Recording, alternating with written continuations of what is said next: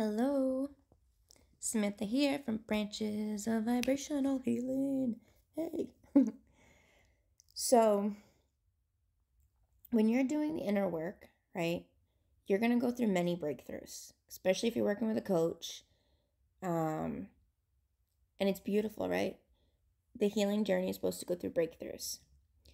But what a lot of practitioners maybe don't tell you, I try and drill it into my clients, but still things come up, right, that we forget some things. Whatever we are working on internally. Allow. Oh, hold on. Isn't that a different There's a video? Sorry. Whatever we are working on internally, things will happen externally to, we'll say, quote unquote, challenge us to be able to continue to hold space for self. We will continue to get opportunities from the external, which represents as triggers, as sensations, as F this, what the bleep, or aggravation, or pains in the body, or sadness, and it's all okay. All of it, right? The body is wise. The body is wise. You chose your avatar when you came in here. So you know how to work with it. You know how to communicate with it, but you have to first find that vocabulary that your body speaks to you, right? Like what's that language? And so until you can intuitively tap in and you really understand the language of which your body is sharing with you, hey, boundary, hey, say no, hey, yes, hey, hey, hey. Things happen in our external to give us the opportunity to continue to heal even deeper a layer that we're currently working on, okay? So if you're working on self-worth, that's an example, and like confidence, there's going to be opportunities happening around you that challenge, hey, do you believe in yourself right now? Hey, here's this opportunity. Are you going to take it? Or are you going to be like, oh, I'm not good enough? Or are you going to make up all these excuses of why you can't do that?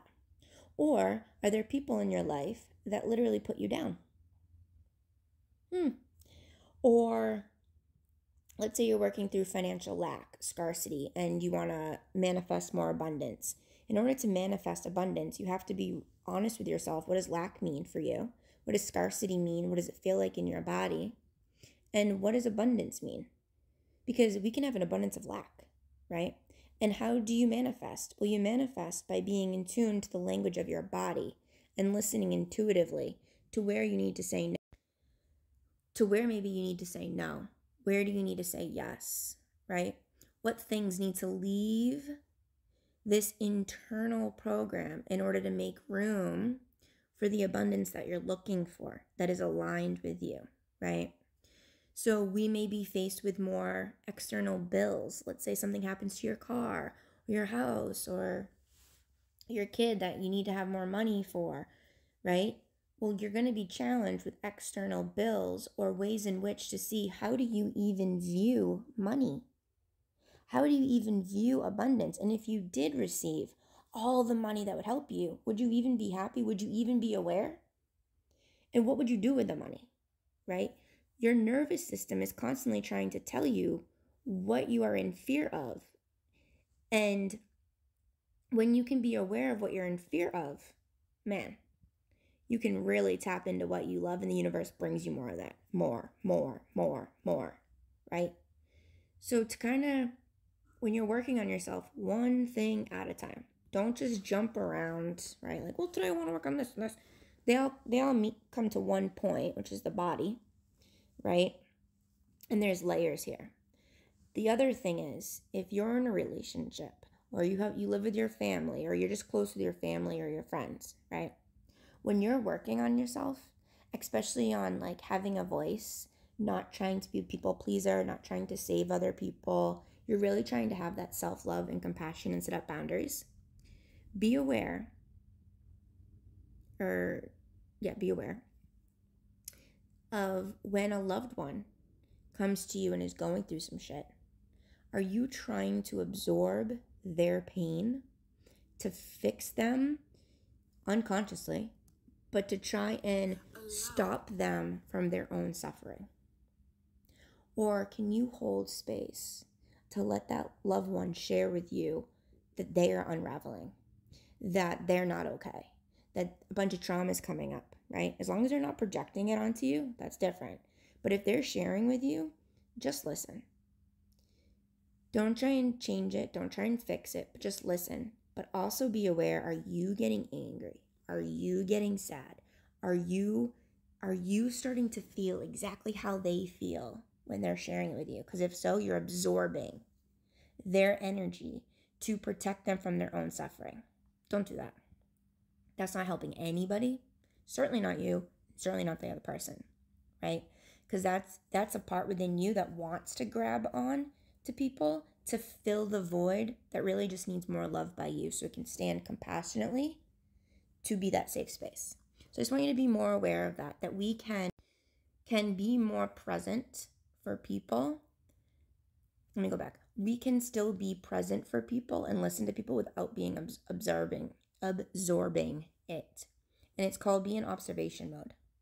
You're still there, right? You're calm, you're breathing. Doesn't mean we don't feel empathy for the person sharing the story, but we're not in their story, right? Like we're not taking on their energy, but we're very much aware of it.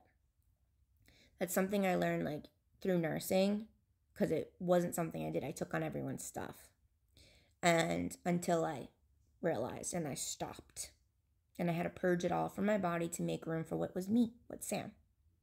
And now when I do readings and I hold sessions for people, or I do regression hypnotherapy, my coaching, like we go deep, right? I just ripped off my earring. That's how deep we go, bro. Like we ball.